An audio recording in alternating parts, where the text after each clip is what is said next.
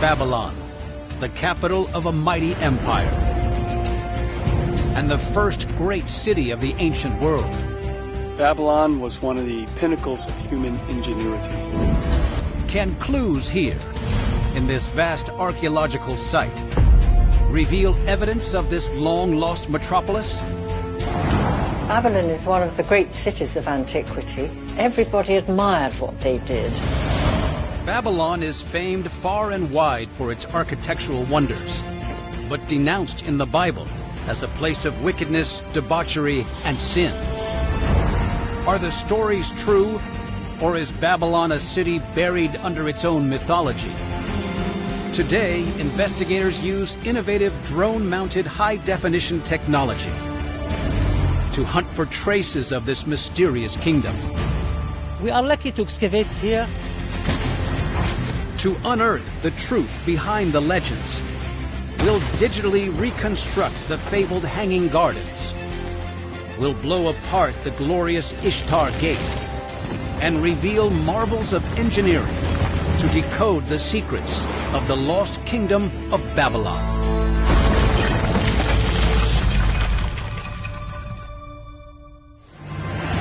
"60 miles south of Baghdad, the capital of war-torn Iraq, lie the remains of an extraordinary ancient city, Babylon. Babylon is founded in the 3rd millennium BC, at the same time that the pharaohs of Egypt's Old Kingdom build their mighty pyramids. It is Babylon that powers the rise of human civilization here in Mesopotamia. Many of the things we know today, people can associate as Babylon, be that mathematics, astronomy, agriculture, water engineering. Babylon has great importance for not just the people of Iraq, but the world in general. Today, in a country long scarred by conflict, it's a huge challenge for archaeologists to unearth Babylon's ancient secrets. Now, our cameras have been granted unique access to follow investigators on the front line as they venture inside this rarely seen site and hunt for clues to discover the truth behind the many legends of this magnificent city. Ancient writers describe Babylon as a marvelous metropolis. At its heart, a tower of biblical proportions, said to touch the sky. A garden overflowing with lush vegetation, said to be floating in the air. Walls so gigantic they're visible from miles away. And a monumental gate as blue as the deepest ocean. These wonders make Babylon the envy of the world.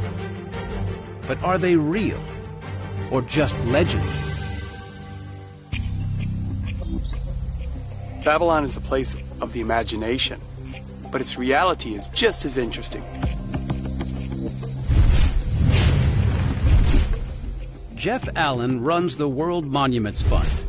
He investigates and protects ancient sites in the most dangerous places in the world. Today, he has special access to examine the site of Babylon, a place that in ancient times is visited by biblical prophets and coveted by foreign kings. This is a processional way. This is the sacred route where Daniel and other key figures, Alexander the Great, once walked.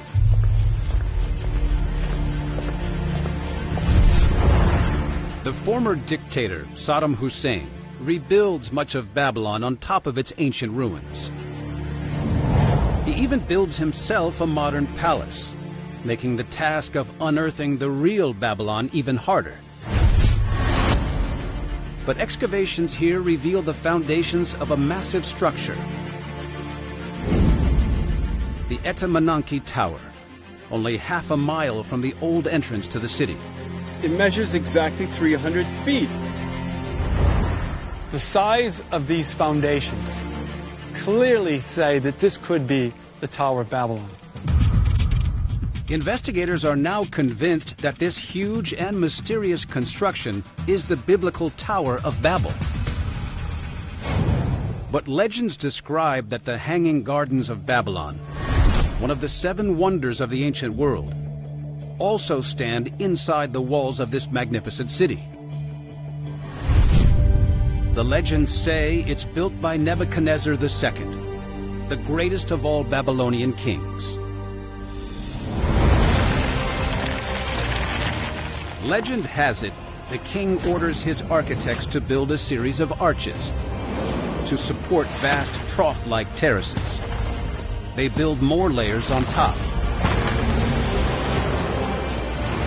and fill the terraces with thousands of tons of soil and many exotic plants. The garden becomes an overflowing oasis, seemingly suspended in the sky. A huge verdant mountain in the middle of the city. Did the Babylonians really build this towering green wonder in the baking hot desert?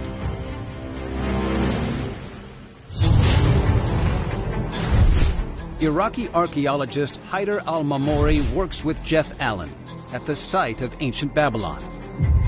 He thinks the gardens might be located near Nebuchadnezzar's southern palace. We know that Nebuchadnezzar II built 3 palaces inside Babylon.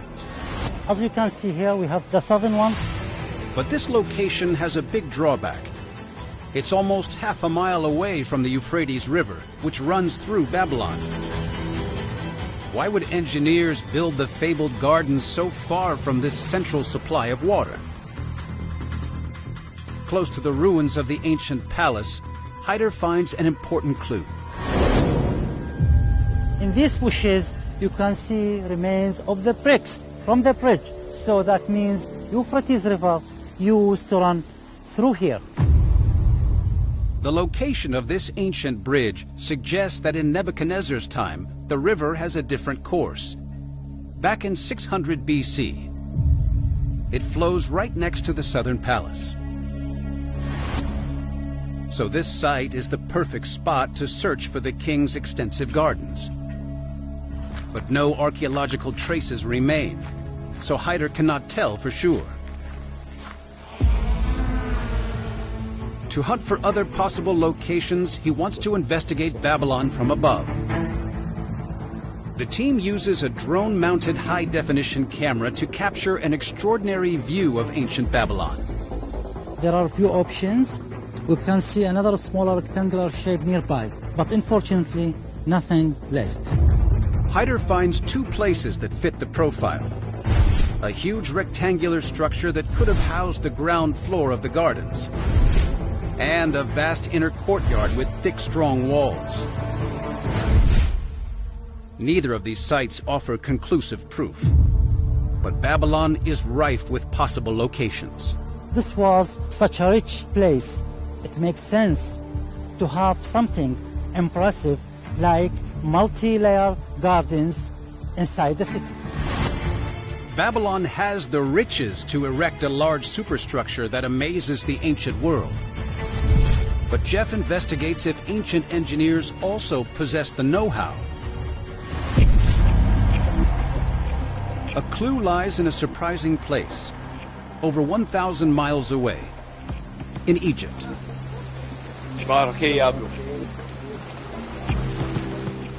Jeff hunts for evidence in Luxor. Here he examines another icon of the ancient world, the magnificent temple of the female pharaoh Hatshepsut. Built in the 1400s BC, it is almost 800 years older than the Hanging Gardens of Babylon. Jeff investigates if it's possible to construct and maintain a garden in the desert. This is Hatshepsut's temple. It's an amazing archaeological monument, and it looks like it also had a garden to it. At the entrance of the temple complex are these pits, which contain the remains of trees that are thousands of years old. Queen Hatshepsut's garden lies 2.5 miles from the River Nile.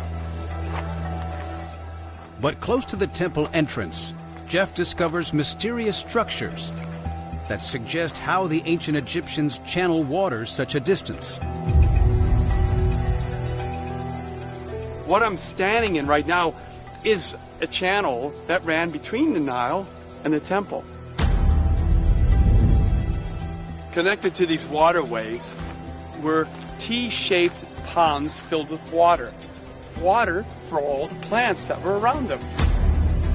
These structures prove to Jeff that the ancients have the technology to maintain a garden in these dry desert surroundings. But how about a multi-story hanging garden like the one in Babylon? At Hatshepsut's temple, Jeff finds an unusual depiction. It reveals that there is once a garden on the upper levels here, too. This depiction shows us there were many means to put plants in gardens on higher levels, and one of those was to put them in pots.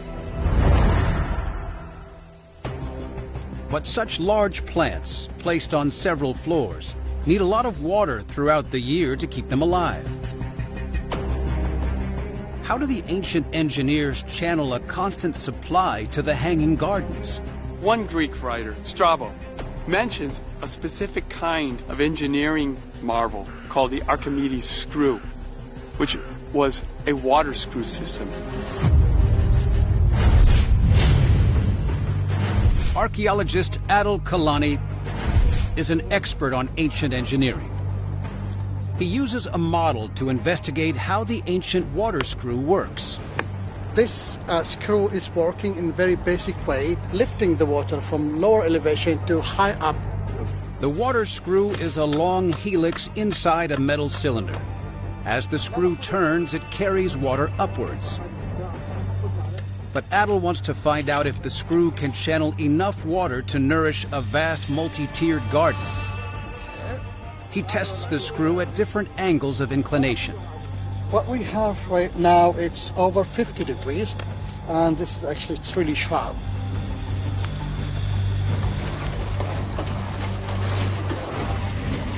The screw struggles to bring up any water at this sharp incline. I think it doesn't work. The water, when it's rising up a little bit, it's coming back again. Adil investigates several other angles to see if he can find a more efficient way to operate the screw. So it's 35.8 degrees.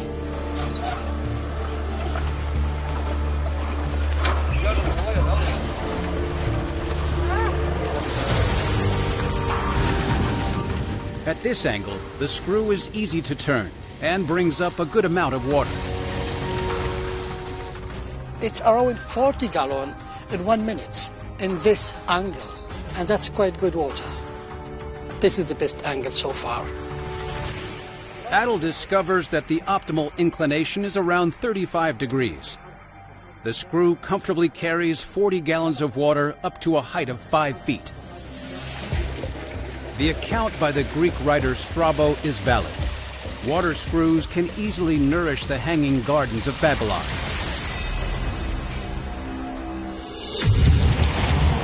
The Babylonians channel water from the nearby Euphrates River and use crane-like structures to lift it into a pool at the base of the hanging gardens. A system of screws carries water up from the pool to the next level until each terrace has its own water supply. But these magnificent gardens are only one striking feature of this city of wonders. The mighty King Nebuchadnezzar adorns his great city with architectural jewels that include the magnificent Ishtar Gate. What is the truth behind this legendary construction?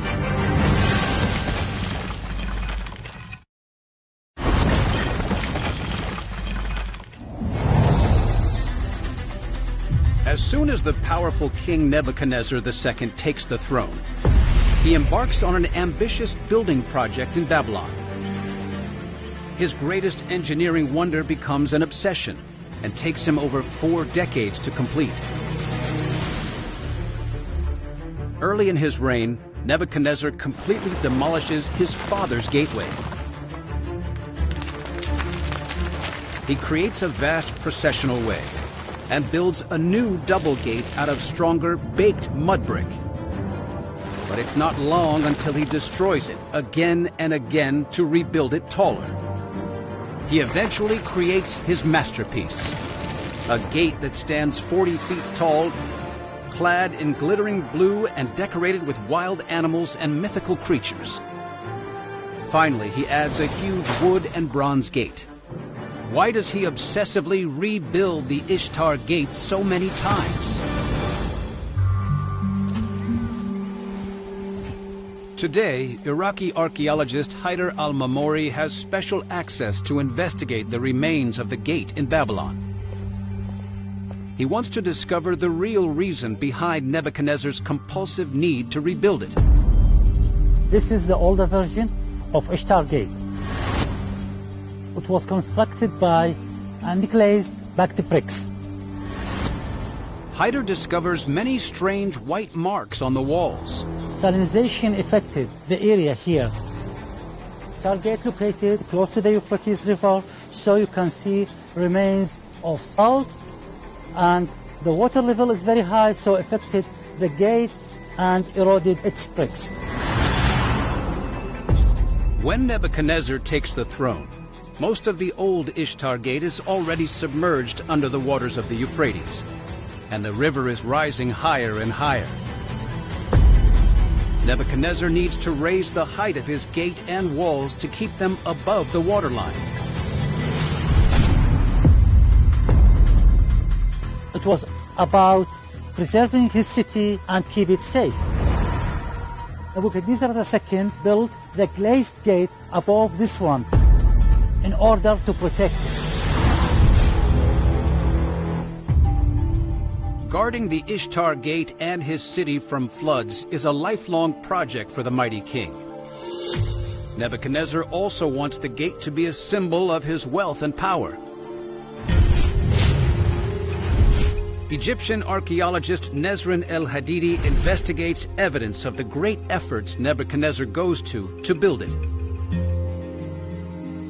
This is an inscription found on the side of the gate mentioning the name of the king and mentioning that he used cedar to construct his gate.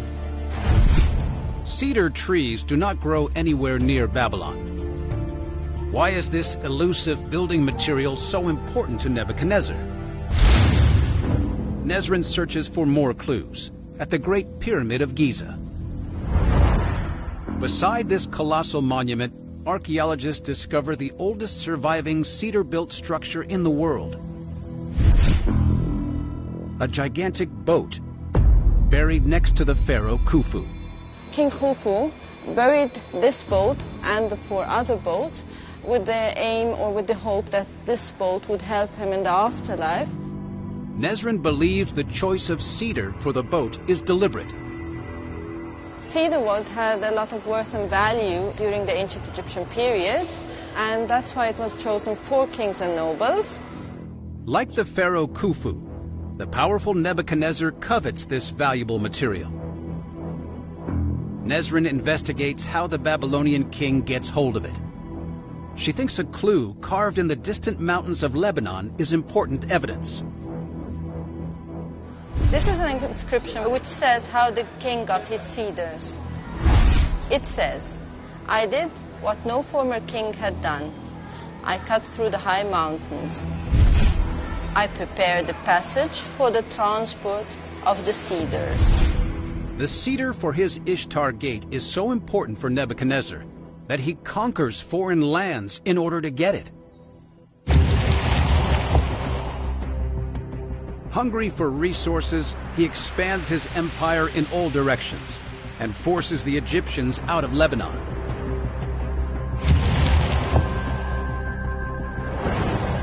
He conquers the land and cuts down many of its rich cedar forests. Then he builds new roads through the Lebanese mountains and joins them up with the Euphrates River to transport the vast quantities of cedar wood. His workers ship the logs 500 miles along the Euphrates, all the way to Babylon, where Nebuchadnezzar uses them to build the Ishtar Gate. The Ishtar Gate is a massive construction, 40 feet tall, made from the finest materials. King Nebuchadnezzar spends decades building and rebuilding the Ishtar Gate to flaunt the power of his empire to any visitor, but also to safeguard the city from floods. Alongside this grand entrance, he also erects new city walls and doubles the size of his metropolis to over 200 square miles. Can ancient Babylon really be that big?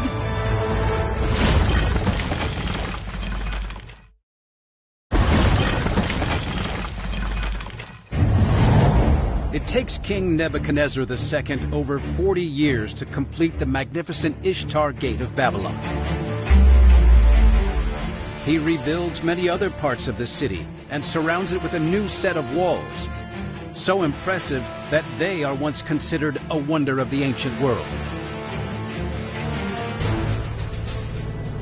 When Nebuchadnezzar becomes ruler, a series of 3 mud brick walls and a deep moat protect the city. But this is not enough for the mighty king. Legend says that he builds a new double wall to surround the city, together 100 feet thick, and adds another moat for good measure. Towering over 300 feet high and using millions of bricks, the mighty new walls extend for miles around the metropolis, more than doubling the size of the city. Are these walls as huge as the ancient writers claim?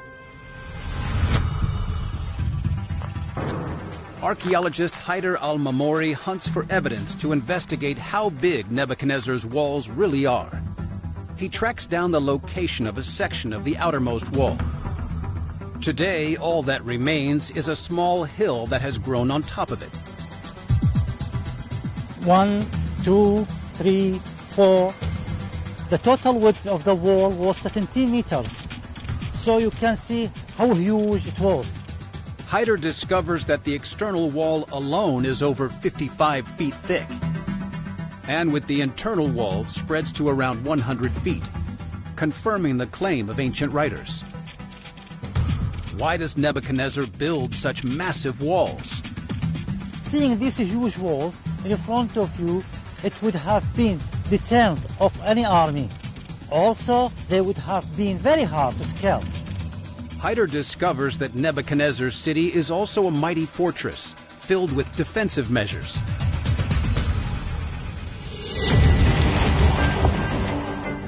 Ancient writers describe the city's impregnable outer double wall, guarded by 100 fortified gates, each with massive bronze doors.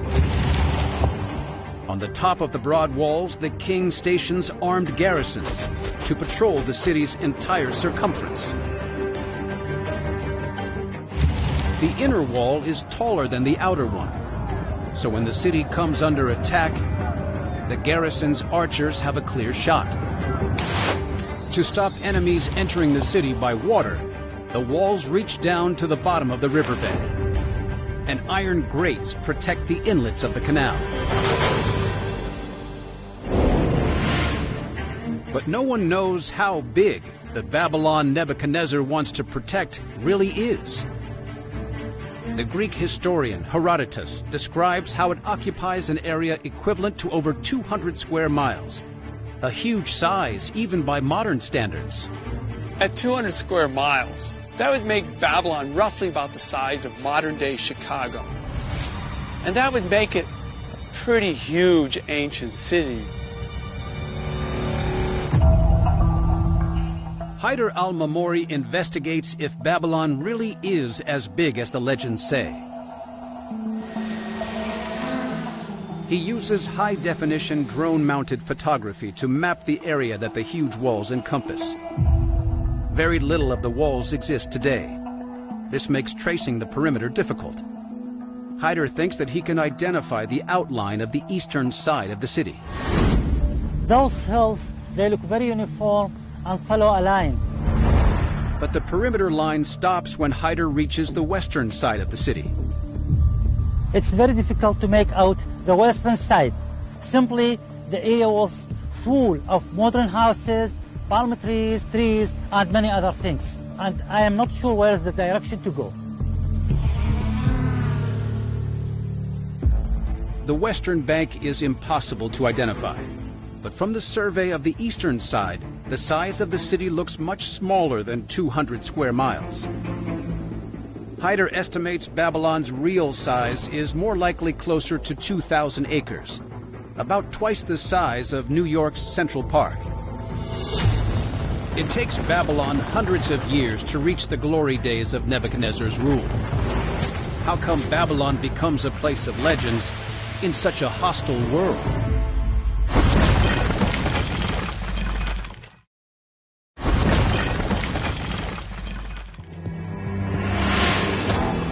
During the reign of King Nebuchadnezzar II, Babylon is the greatest city in the ancient world. It is architecturally stunning, with towering ziggurats, wide roads, rich gardens, and a magnificent gate. How does the kingdom grow to become a place of legends? In the 3rd millennium BC, Babylon begins as a small settlement on the river Euphrates. By 1800 BC, King Hammurabi builds it up into a major city.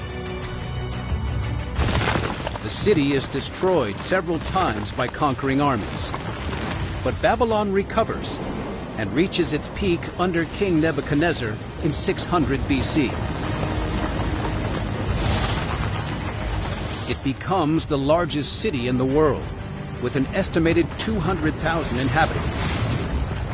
What is the secret of Babylon's remarkable resilience?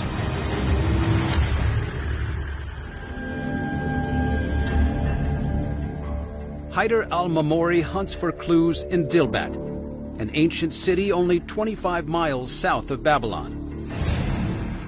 This area around Babylon was filled with many cities, big and small cities. For example, Kish, Borsippa, and Dilbat. The high water table in Babylon makes it a challenge for archaeologists to dig down to its earliest times. But Hyder believes these neighboring cities can reveal vital missing evidence.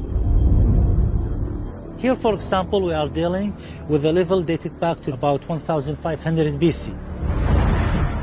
At Dilbat, Hyder's team unearths surprising discoveries.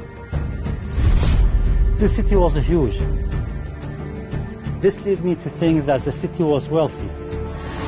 The discovery leads Hyder to a groundbreaking conclusion about Babylon.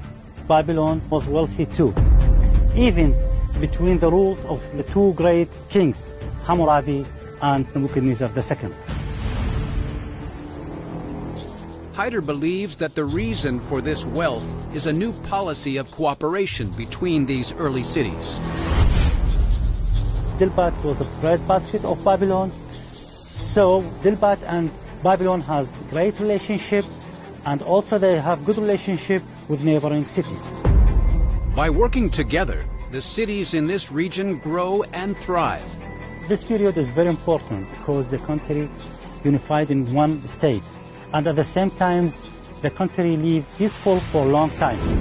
Is cooperation the only reason that Babylon continues to succeed? Even in its earlier periods, without a mighty ruler at the helm?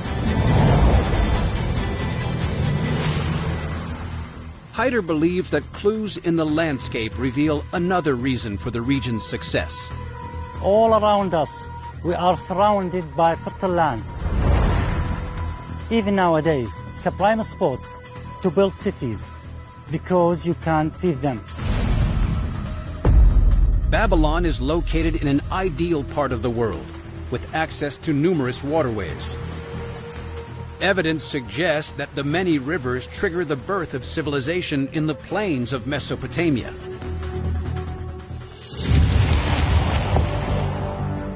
From 3500 BC, long before Babylon, the fertile land around the Euphrates and Tigris rivers feeds a growing population. New irrigation systems help small communities farm once arid lands, and grow to become the world's first cities. The peoples of Mesopotamia also used the numerous waterways as trade routes, becoming even more prosperous. By 1800 BC, Babylon rises in power under the rule of King Hammurabi to become the capital city of a mighty empire. Located in the fertile lands of Mesopotamia, Babylon thrives by collaborating closely with nearby cities like Dilbat. But with the birth of the empire come new problems. Can the kings of Babylon keep their people in check?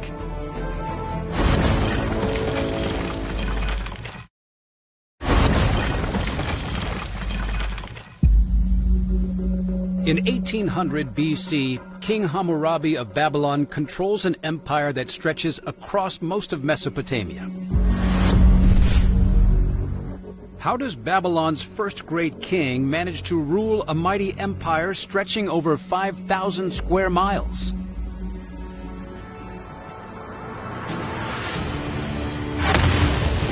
In Susa, modern-day Iran, archaeologists unearthed 3 mysterious objects made from polished volcanic rock. Together they form a gigantic 7-foot-tall finger. At the top are King Hammurabi and the god of justice. Carved underneath is an ancient code that spells out 282 laws, some of the earliest in the world. Is this how the king controls the millions of people in his vast empire?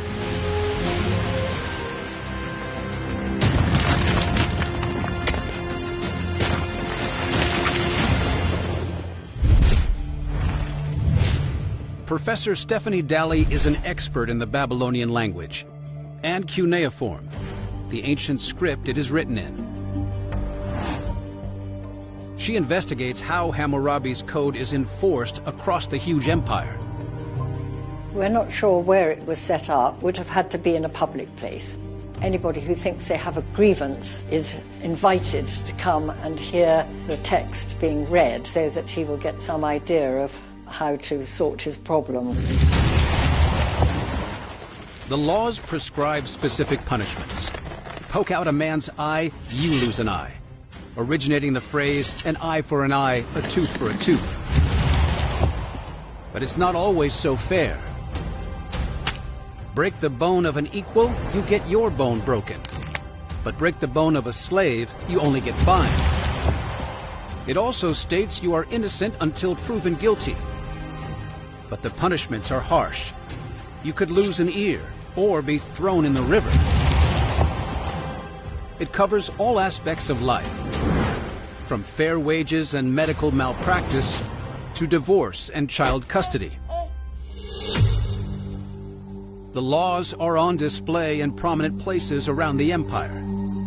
But for those who do not have this huge stone in their city, there is another way of getting the code. Archaeological discoveries across Mesopotamia show that the Babylonians developed a much easier system to transfer information. This is a clay tablet. As you can see, it's quite small. The writing's very small on it. Very handy. It sits in your hand really conveniently. The tablets make Babylon special. They record its history for posterity. Stephanie works with Assyriologist George Heath White, who is fluent in Babylonian and an expert in writing in cuneiform. They investigate how the Babylonians write on these small pieces of clay. They were used for over 3,000 years, so everyone would have used different methods. George's replica tablets are made of earthenware clay, very similar to the clay found in the alluvial Mesopotamian plains. The tablets have been air-dried for several days, until they are leather hard. George inscribes one of Hammurabi's most famous laws. So far we have Shumma awilum ain ma awilim utapid einshu. So if a man blinds the eye of another man. By making small indentations in the clay, ancient scribes develop a complex system of writing with over 600 symbols. So the whole law is in Babylonian. Shuma awilum ein ma awilim uchtapid inshu uhahpadu. If a man blinds the eye of another man, then they shall blind his eye. George discovers that clay is very easy to write on. Most importantly, it is cheap and accessible to everyone in Mesopotamia. But the tablets also have a serious drawback. The real problem is that this is damaged by water. You can already see the clay coming off. And obviously, if you've written something that you want to keep forever, then you don't want it to get wet because it's going to be ruined. But if the clay tablets are so vulnerable to water, how come archaeologists unearthed so many of them across Mesopotamia? Stephanie believes that there is a way of hardening them by using the same technology used for making bricks. These two have actually been kiln-fired, so they're turned terracotta. Of course, terracotta is waterproof. Firing changes the chemical composition of the clay, making it impermeable and much stronger. But because of the expense of firing clay, most Babylonians don't do it. The reason for the clay tablet's survival comes from destruction. When a city is attacked and burned to the ground, the clay tablets get baked naturally.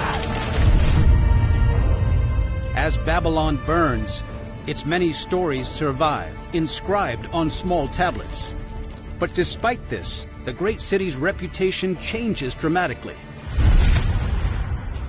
In the Bible, Babylon is portrayed as a city of wickedness and disillusion, even called the dwelling place of demons, a haunt for every unclean spirit. Why?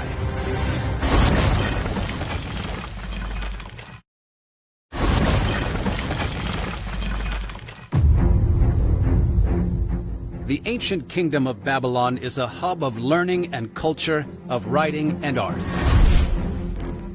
So why does the Bible portray it as a place of wickedness and boundless depravity? The answer lies 600 miles away, in Israel. Archaeologist Nitzan Shalom excavates the area around Temple Mount in Old Jerusalem to investigate why the Bible is so disparaging of Babylon.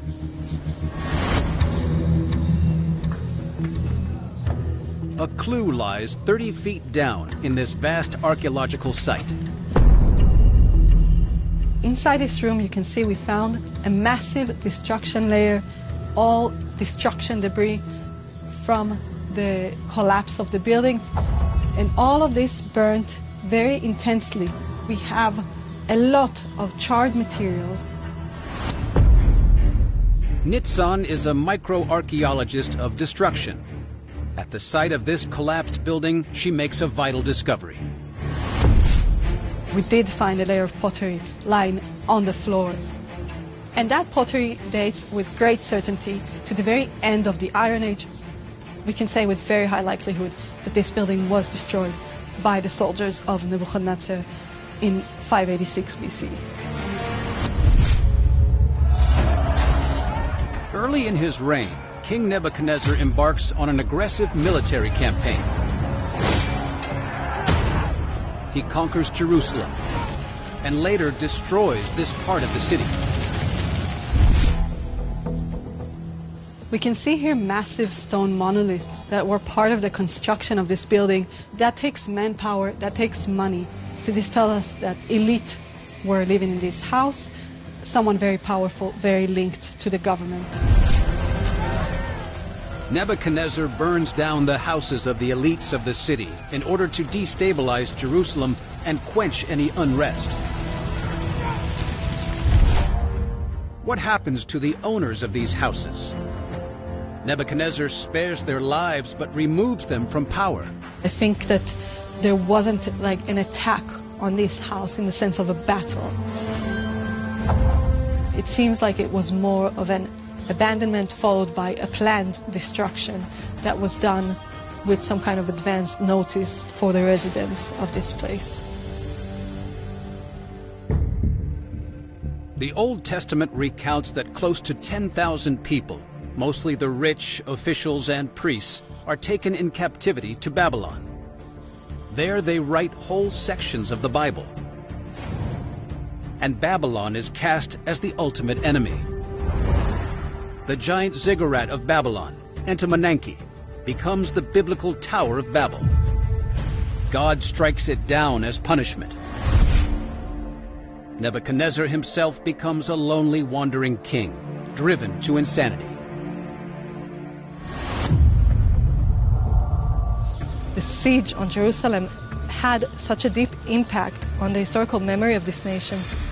This is the reason why Babylon is remembered as such a hated empire in the history of the Jewish people. Despite its biblical reputation, investigators like Jeff Allen and Haider al-Mamori unearth a magnificent city, restoring its fame. The city of Babylon is a city of wonders, home to the famed Hanging Gardens, the Tower of Babel,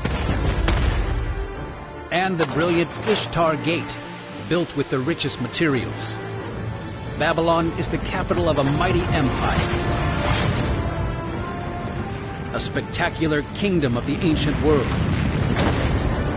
inscribed in history as one of the greatest ever to exist.